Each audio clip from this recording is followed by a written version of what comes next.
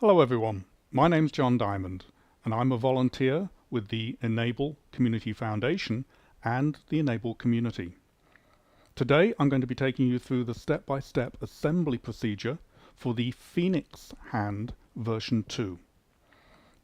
This is going to be useful for those who are assembling a hand, maybe at home, but it's also useful for those organizing an assembly event where you are having multiple teams assembling multiple hands in one session, and those who will be assisting in such an event could do with seeing all of the steps ahead of time. I'll be giving you some hints and tips as to how to achieve optimal success and a few hints as to how to avoid some common pitfalls. In order to build a hand, you're going to need the 3D printed parts. There are 31 of these. You can see in this case they are printed in a mixture of black and blue. Your color scheme will be down to the choice either of yourself in printing it or the people who put the kit together for you. The 3D printed parts are augmented by a set of hardware. This is medical grade self-adhesive foam, and we'll be using a template which is provided within the guide, and there are multiple templates at different scale factors for different size hands, and you'll need to pick the appropriate size for the hand that you're building. I've printed this template on a sheet of card so that when I cut it out it's going to be easier to trace the image onto the foam. In addition to that, there are going to be 2 Velcro straps that will hold the gauntlet onto the recipient's arm. There are 3 pan head screws which are used within the gripper box for adjustment purposes. There are 13 flat-headed countersunk screws which are used to attach the thermoformed mesh which goes onto the palm. These are not interchangeable. There are also a set of dental bands which provide the elastic function within the fingers to pull the fingers back up straight. This is some fishing line, and I've already cut 3 lengths of fishing line, and this is a good idea if you're organizing an assembly event to have the line pre-cut and provided to the individual teams so that the cutting of the fishing line can be delayed until towards the end of the assembly. Finally, there are these Lee-tippy rubberized fingertips, and they go onto the fingers at the very end of the assembly to provide gripping capability on the fingers. There's a complete resource list within the guide detailing where to obtain all the individual hardware components. There's also a tool list giving recommended tools that will be suitable for an assembly. These are a selection of tools that would be useful when assembling one of these hands. This is a half round file. Somewhere in the 8-inch length would be suitable and is very appropriate for trimming up some of the 3D printed parts which on occasions need a little adjustment. I've also recommended that some smaller files be obtained. Here's a small flat file and a small round file. Again, those are very useful for refining the shape, particularly of the pins and the holes in the fingers. A pair of scissors is important for cutting out the foam to fit within the palm and the gauntlet. The hammer comes in handy if some of the pins need a little extra encouragement to go into their holes. I've got a couple of pairs of long nose pliers. In this case I've chosen one pair to be straight-ended and the other curved-ended. That's not essential, but I just find it handy when tying the knots and pulling the knots tight to have these available. There are a pair of wire cutters. Now these are side cutters, and I use them for cutting the fishing line. You'll find if you try and cut braided fishing line with scissors that it won't be very successful. The fishing line is very strong and wire cutters are recommended. These are a pair of slip joint pliers that can have the hinge set to 2 different points, which is useful when squeezing small gaps and also larger gaps together. 1 or 2 pairs of spring clamps are useful for locking the hinge between the palm and the gauntlet together while stringing the fishing line on the fingers to stop the whole unit moving. In order to put the dental bands onto the fingers, I would recommend using a toothpick or a cocktail stick. These tend to break, so providing a couple of them isn't a bad idea. Or you could use a sharp pointed awl as an alternative to the toothpicks. I've also got a pin punch, which is useful on occasions for putting in one of the slightly awkward pins into one of the fingers. And if you don't have a pin punch, then a construction nail with the sharp point ground off is a good alternative. And don't forget the pencil. It's important to have one of these when you are tracing the template onto the medical grade foam. I've got a hand-operated countersink which isn't essential but useful if you want to trim up the countersink holes in the thermoformable palm mesh. When you use the countersink tool on the thermoformable mesh, I recommend either a block of wood or some cardboard to go behind it to avoid damaging the table. It's worth spending a minute or two identifying your snap pins. These pins are used for various hinges within the hand, and there are 6 different designs of snap pin in the kit. It matters which one is which, you can't interchange them. There are 4 pins used to hinge the fingers. There's a different pin used to hinge the end of the thumb, so make sure that you know which one's which. The thumb pin has a longer section at the end compared to the fingertip pins, and it's also slightly longer. There are 2 different types of finger knuckle pin. There's the long one, which should be easy to identify, and then there are these short knuckle pins. And these look remarkably similar to the thumb tip. Make sure you look at the very end, the split end of the pin, and you'll see there that the design is different. There's a different type of knuckle pin used on the thumb, and finally 2 pins which are fatter than the others that are used to hinge the wrist, which joins the gauntlet to the palm. One of the most common problems that I've seen, particularly during an assembly event, is the wrong pin being put into a joint.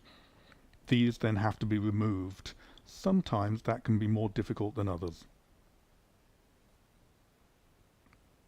It's also worth spending a moment to make sure that you are familiar with the components that are used to assemble the fingers and the thumb. The middle bone of the fingers is referred to as the proximal phalanges. I'm going to shorten that to proximal. The fingers, all 4 fingers, have the same design of proximal. You'll see here it is the narrow proximal. The thumb uses a wide proximal. I have seen during an assembly event people assemble fingers using the thumb proximal by mistake and put the finger proximal on the thumb. Make sure this doesn't happen for you. For the fingers and thumb, the tips, there are 3 different designs. The thumb is the wide tip and the fingers are the narrow tip, but there are 2 different lengths. There's a short and a long. When it comes to placing the fingers onto the palm, it matters which fingers use the short and which use the long. Pay particular attention when we get to that point. I'm going to begin by assembling the thumb. You'll notice that there's a rectangular hole on the thumb tip, and that's the side from which the snap pin is going to be inserted. I'm going to grab that snap pin with the pliers and push it into the hole. This time it went in cleanly. I'm putting the pliers onto the wide setting and then squeezing it to finish the job off. Now, just in case there's a bit of friction there, I'm working the joint backwards and forwards, but also bending it against the direction it wants to bend. That helps to rub off the lumps and bumps on that joint. Now I'm going to put the finger together. I'm putting the pliers onto the narrow setting, grabbing hold of the fingertip snap pin and driving it into the rectangular hole on the fingertip. I've just put the pliers into the wide setting and snapped that pin home. Once more, I'm going to remove the friction by pushing the joint the way it doesn't want to bend and then moving it backwards and forwards several times and once more doing it in the other direction. It should be friction-free by the time you've finished. Let's get all of the rest of the fingers finished off. The same tip applies. Now it's time to put the foam onto the gauntlet and onto the palm. That begins by cutting out the template. I've printed it on a sheet of card, which is a good idea because it's much easier to trace around card than paper. I've chosen the size of template that matches the size of the hand. In this case it's a 130% scale, but that will depend upon the size that you're building to. Carefully trimming around all of those lines leaves me with both the palm and the gauntlet template.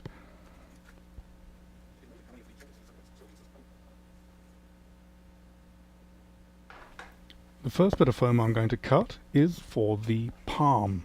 Now this matters whether it's a left palm or a right palm. You'll notice here I've got a right palm. I can test that with my hand, and I'm going to use the template with the printing on the top side. If I was doing a left palm, I'd turn it upside down with the printing facing the foam. So I'm placing the straight edge of the palm template along the straight edge of the foam. That means I can take advantage of that straight edge. I don't have to cut an accurate straight edge. That can then be traced around with a suitable pencil. A soft pencil is best for the job.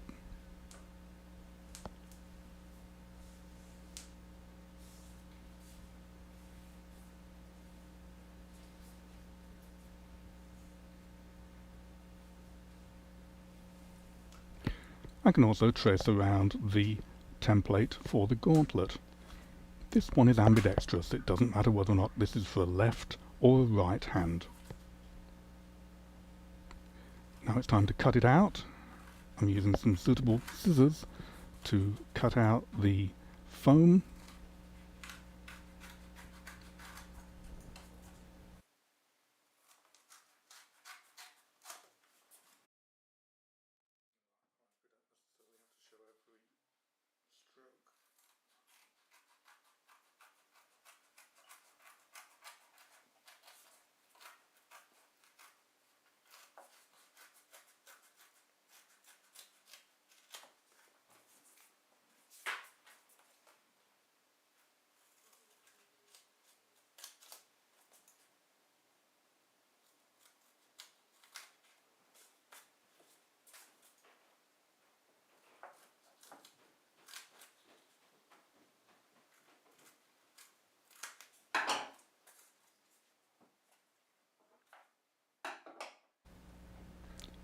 I'm going to put the foam on the inside of the palm first.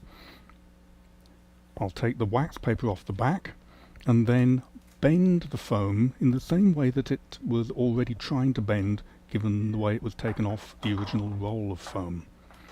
That straight edge on the back of the foam is going to be lined up exactly with the straight edge of the back of the roof of the palm. The middle of it will go in the middle of the palm. I'm tucking the foam in temporarily and then lining up those vertical straight edges so that they are actually perpendicular with the bottom of the palm. Just push it back until it's roughly perpendicular so that it doesn't get in the way of the hinge. Now it's time to tuck the foam into all of the crevices, making sure that the splits are now re-merged so that it nicely joins towards the front of the palm.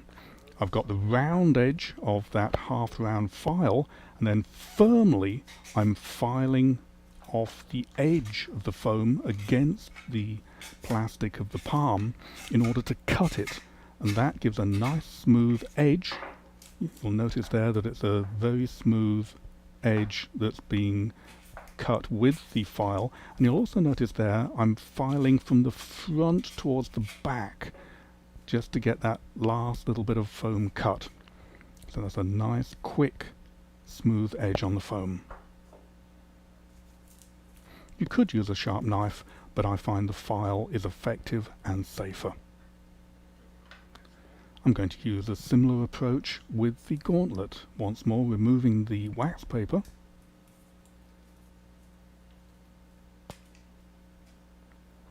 and placing it, having folded it, into the middle of the gauntlet.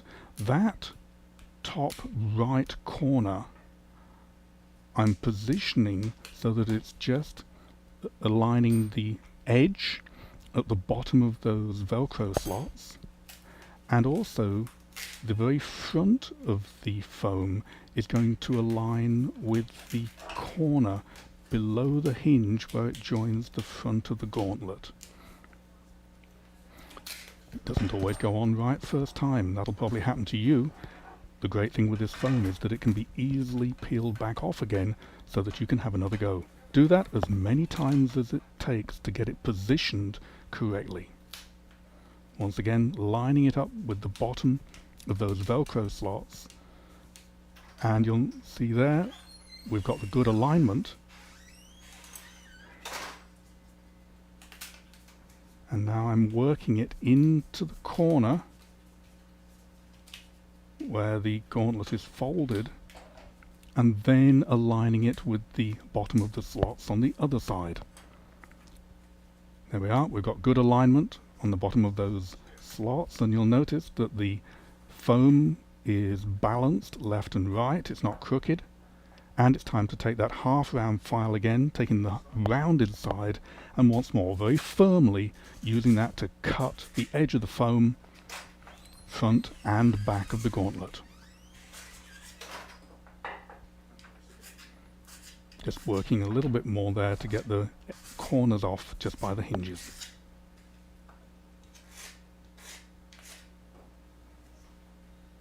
I've lined up the fingers and the thumb where they're going to be attached to the palm. You'll notice I've got those long fingertips in the middle and the short fingertips on the outside. I'm going to begin by attaching the index finger using the long knuckle pin. First of all, let me just check the end of the knuckle pin is going to fit in the rectangular hole. If there is any problem with it fitting, then just trim it off with the file. It must fit before you go any further. I'll take one of those short fingers with the short fingertips and use it for the index finger and push in that knuckle pin. You may need a pair of pliers to do that, but only push it halfway in so that it's attaching that first finger but not going through the next slot. I'm taking one of those long fingers, which is going to be the middle finger, and pushing the knuckle pin fully home, this time using the pliers, and that's going to hold both of those fingers in place. I may need to use the hammer just to finish off, but if you do that, just be very gentle with it, making sure that you don't snap off the bit that holds the pinky on. That can be rather vulnerable at this point. The next finger to attach is the ring finger. That's one of the long fingertips, and that uses a short knuckle pin.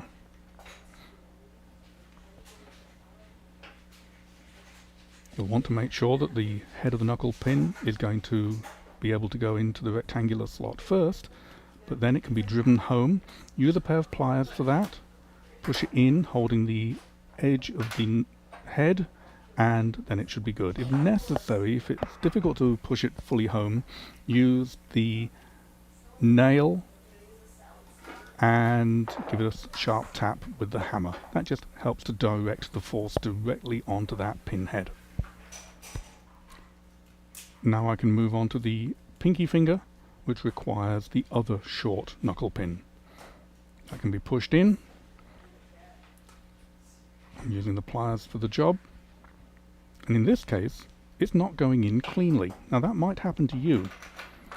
So I'm going to pull it out and hold it with one hand and carefully put a 45-degree chamfer onto the tip of the pin. That will just help it go in. It won't prevent it from being held in place. It just makes it a little easier to insert it.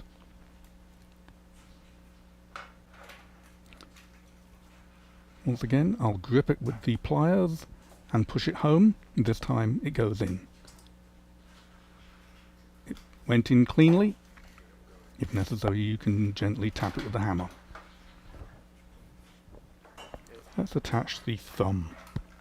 I'll put the thumb in place. And using the thumb knuckle pin, I can push that in. Often it just goes in using your hands. You can then either grab it or push it with the pliers.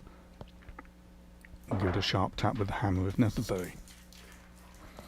I'm working that joint.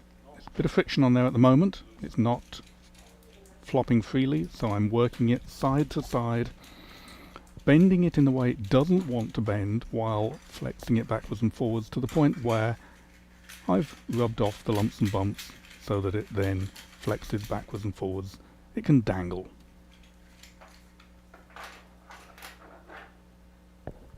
I'm going to focus on the gauntlet now and put my pliers into their wide setting. I'll take one of the wrist hinge pins, insert it from the inside of the gauntlet and push it through to the outside. Take the other one and do the same thing again. Those pins can then be pushed back so that they're held in place. The palm assembly can now be attached to the gauntlet. First, squeeze the hinge end of the gauntlet so that you can line those pins up with the inside of the holes on the palm and then push them through. To finish off the hinges, we're going to need to attach the pin caps. They push onto the end. They can either be pushed on with your fingers or, if necessary, squeezed on with the pliers on their wide setting.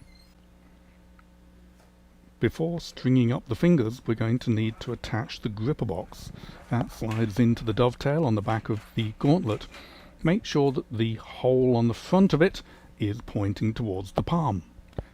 Before stringing up the fingers, you should attach their dental bands. These are used to pull the fingers and thumb into their straight form. You'll see I've taken a dental band and a toothpick or cocktail stick, and I'm using that to attach it round the fingertip joint. I'm also going to take a second band and put it on the corresponding knuckle joint. Try and avoid twisting the bands. If they end up twisted, take it off and put it back on again. You'll see that finger is now able to spring back into its fully straight form.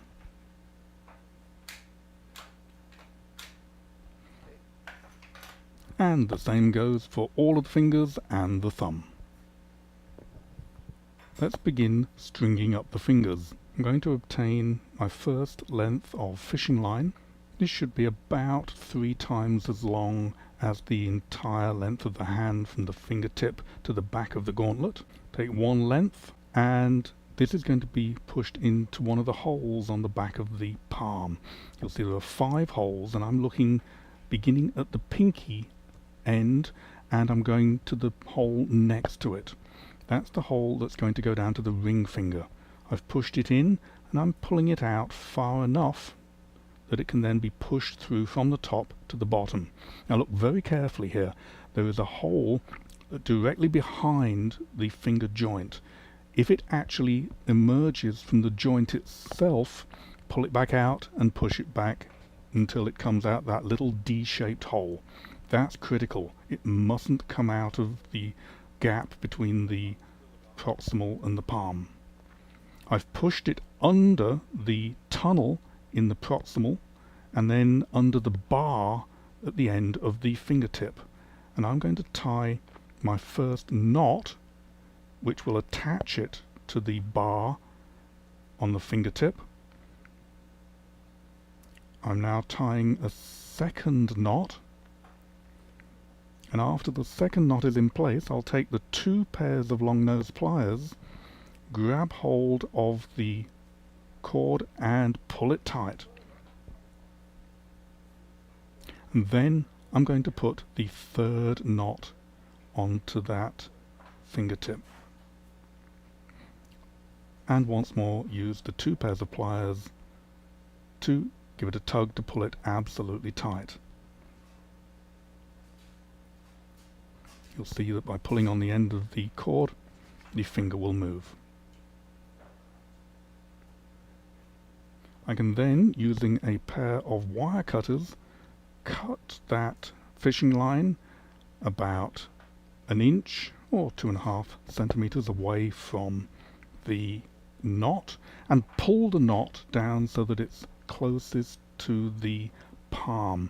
You don't want that knot on the top of that bar, because that will give you a misleading adjustment when it comes to tightening up the knots later on. I'm now going to take another length of fishing line and feed it through the hole next to the one that was already in there from the back of the palm. That will go through to the middle finger, and once more feed it through from the top to the bottom, coming out of that D-shaped hole at the back of the proximal. Remember, it mustn't come out between the proximal and the palm. It's got to come out through that little D-shaped hole. And it goes through the tunnel in the proximal and again under the bar in the fingertip, and that allows me to then start tying knots. I'll put the first knot in place, then the second knot, and after the second knot is tied, I'll tighten it up with the pliers. And finally put a 3rd knot in to lock it in place. Give that a sharp tug with the pliers to make sure that's tight, and snip off the excess, leaving about 1 inch behind.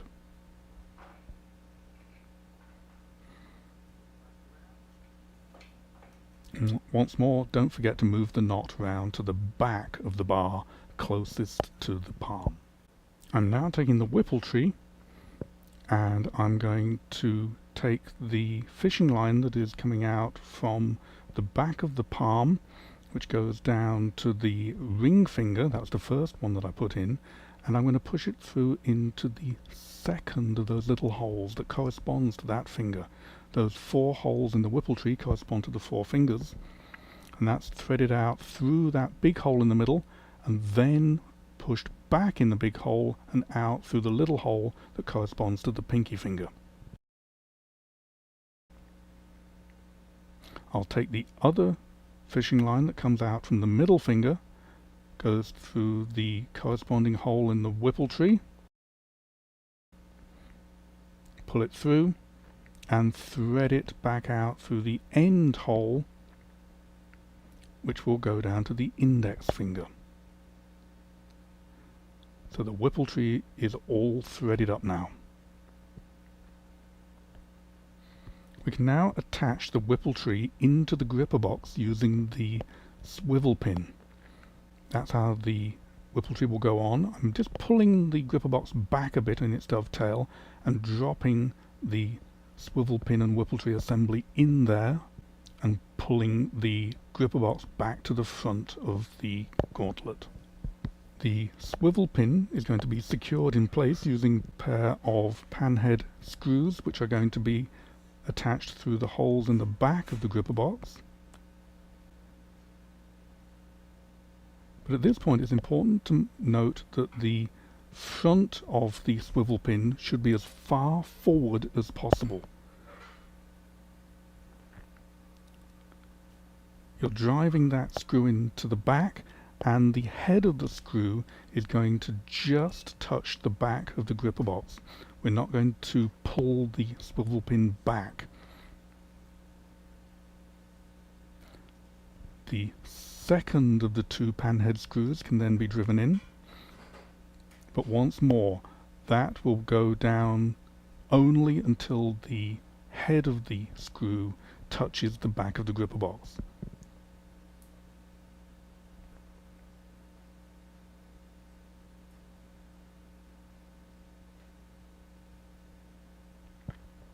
you'll see that those heads are in alignment, touching the back of the gripper box. Now we can string the pinky and index fingers. That cord from the whipple tree goes through the back of the palm, through to the front, and again threaded through to the base, coming out of that D-shaped small hole behind the proximal. And once more, just like the other fingers, it goes under the tunnel, under the bar, and pulled out. Before I tie a knot, I'm going to move on to the index finger and thread the fishing line through just as before.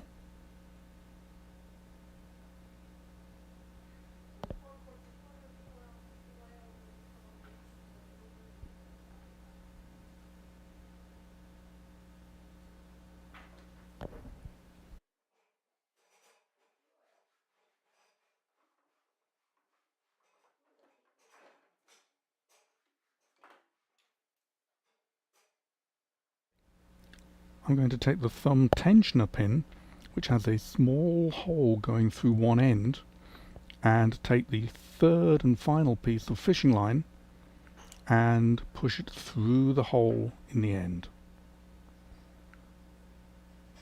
I'll tie my first knot in the end, followed by the second knot,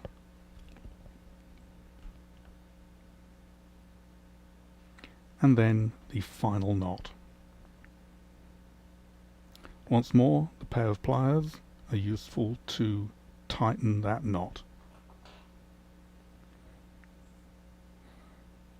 The end can then be trimmed off, leaving about 1 inch or 2.5 centimeters of extra cord on the end.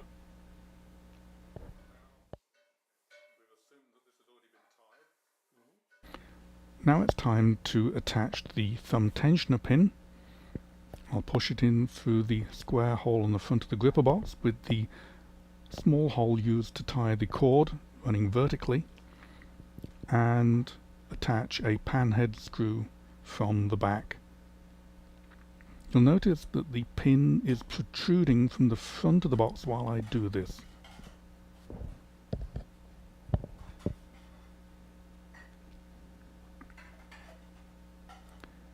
Now I can tighten it so that the front of the pin is pulled back, and I'm going to tighten it up until the very front of the pin is in alignment with the front of the gripper box.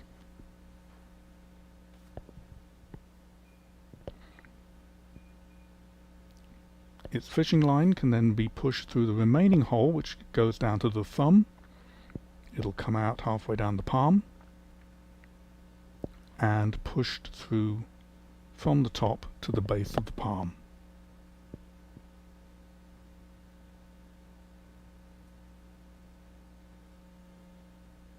You can use a cocktail stick or toothpick to widen out that hole if you've got anything blocking it.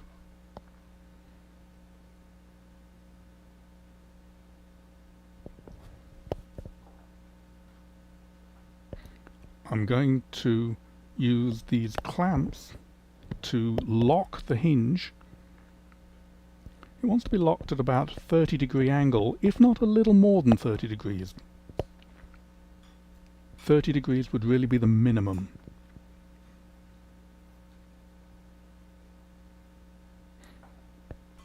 Those clamps just help maintain that angle while you continue the threading. I'm going to rest it over the edge of a table. The palm is now positioned so that the fingers are hanging over the edge. I can push the retention clip in the back of the dovetail to lock the gripper box in place so it doesn't fall out. And with those fingers hanging over the edge of the table, I'm then going to place one knot in the end of the fishing line for both the index finger and the pinky finger. Only one knot at this stage. You want to leave it so that it can be adjusted. Okay, so I've tightened them both up, but now, having turned it over, I'm going to take a look at the front of the whipple tree.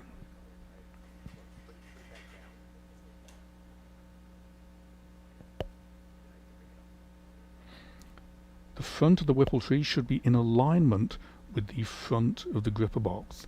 If it's not, you're going to need to pull on the appropriate cord, either on the pinky finger or the index finger, to pull it back straight. That's why you only had one knot, so that they can be adjusted. So I've tightened those up. Once more, let's check, and the front of that whipple tree should still be in alignment. If it's gone crooked, if it's no longer in alignment, pull on the appropriate knot to make it so. Those 4 strings going to the whipple tree should now be taut. There, you'll see that front of the whipple tree is directly in alignment with the front of the gripper box. As that's the case, I can now carefully move on and place the second knot, in this case onto the index finger, being careful not to knock the first knot, and likewise on the pinky finger, carefully putting that second knot in place. This is where those long nose pliers also come in handy for threading the fishing line through.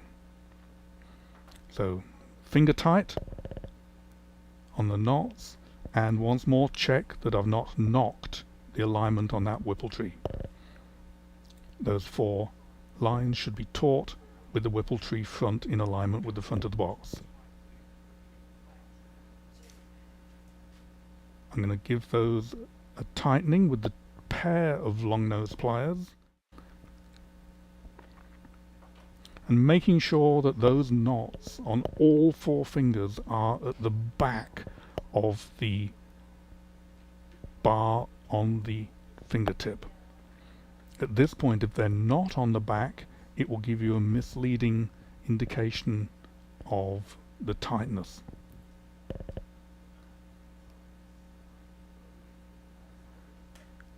I can now, in this case, adjust that finger because the front of the whipple tree wasn't quite in alignment. I've pulled it back so that it now is straight.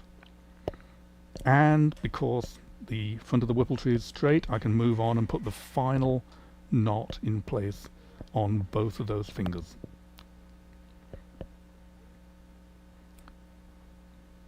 Using both pairs of pliers to give that knot a final tightening,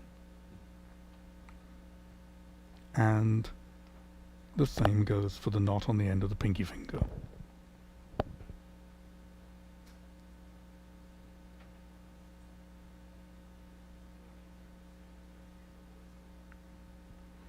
Final check, making sure that that whipple tree is still in alignment with the front of the gripper box.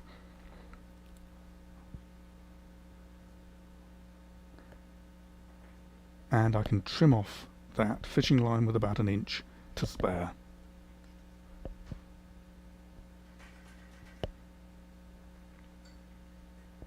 Now it's time to thread up the thumb.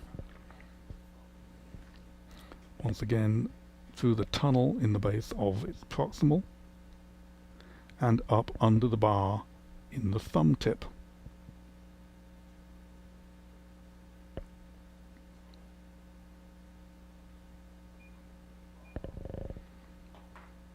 I'll put my first knot into the end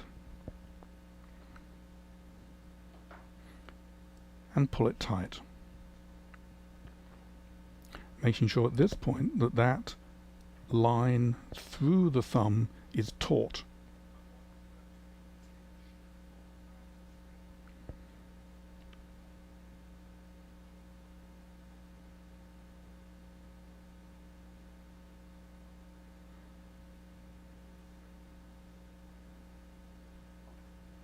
Okay, and the second knot's gone in.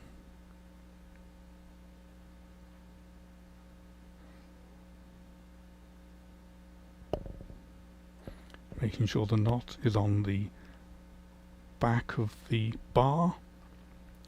I'm just pulling it a little now to tighten it up because that string had gone a little bit loose while I was putting that second knot on. So it should be taut. and there would be a third knot placed onto the end of the thumb tip, and that'll be the final locking knot, which can then be tightened up with both pairs of pliers. Final check, that line should still be taut there, no looseness in it, and you can snip it off with 1 inch to spare. The clamps can then be removed, and the thermoformable palm mesh can be readied to go on to the palm. I'm going to go for an extra step here. It's not essential, but it just helps a little. I'm using a handheld countersink bit on a scrap piece of wood or cardboard to just carefully trim up those countersunk holes in the thermoformable mesh. This will just help the head of the countersunk screws to sit comfortably in the hole rather than being proud of the surface. I'll take the first of the 13 countersunk screws and attach one of the corners of the mesh onto the palm, making sure not to do it up so tight that it either strips the thread in the palm or breaks the mesh. Got to be a little gentle there to make sure that you're not over tightening, particularly on these 3 holes at the front by the fingers. Those are a little on the delicate side in the mesh. Don't over tighten.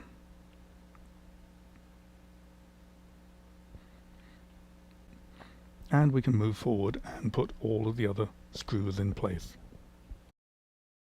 Once they're all in, you can just give them all just a little extra bit of a tightening, again making sure that you don't over tighten.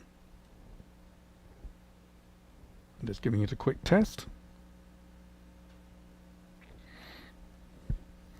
I'm now going to seal those knots with glue. I'm going to begin with the knot that's holding the thumb tensioner pin on. This is cyanoacrylate glue, also known as CA glue. One of the typical brand names would be super glue. A very small drop of glue is placed on the knot, making sure not to drip it on the rest of the hand. I'm just pulling that forward, that string forward, putting a little extra glue on just to neatly seal the string to itself. You can just squeeze that with the pliers.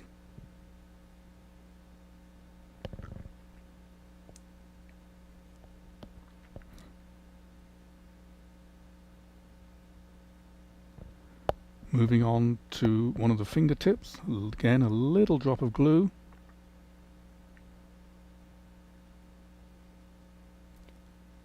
And a little extra glue along the string next to the knot, and pull that together to fully seal the knot and the fishing line just next to the knot. The last knot to be sealed is the thumb. So a little bit there on the knot, and I'm going to push those strings next to each other. The last little bit of glue there to glue the 2 bits of fishing line together near the knot.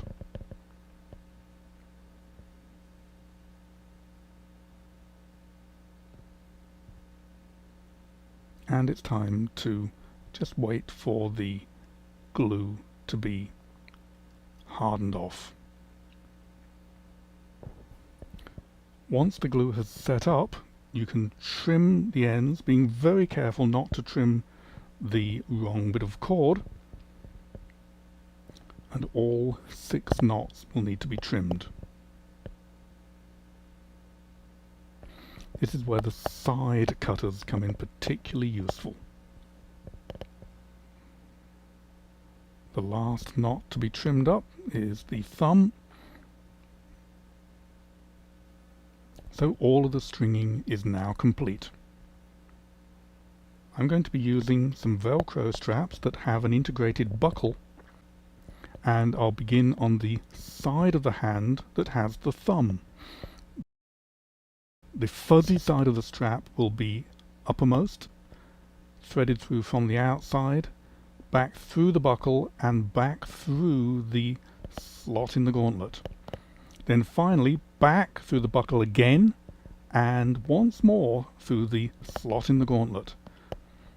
I'm going to pull it tight with the buckle facing the gripper box and through the other slot and just latch it down for safekeeping. So that's the first strap in place. I'll do the same thing for the second of the Velcro straps. Again, through from the thumb side of the gauntlet, through that slot with the fuzzy side upwards, through the buckle, and back through the slot in the gauntlet, and once more through the buckle, and through the strap hole in the gauntlet for the final time, pushing the buckle down and pulling tight. And lock it away through the other slot and latch it back to the Velcro.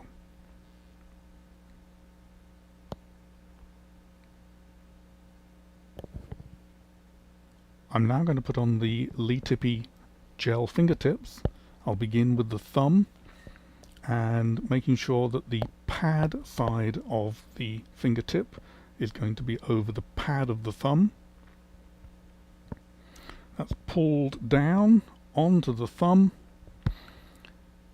making sure that it is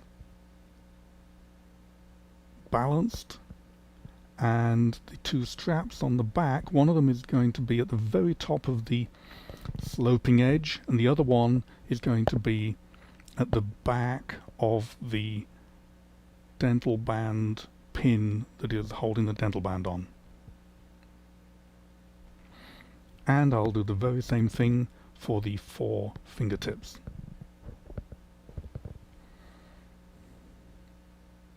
And here is the fully finished hand. Flexing the wrist brings the thumb and the fingers into a grip.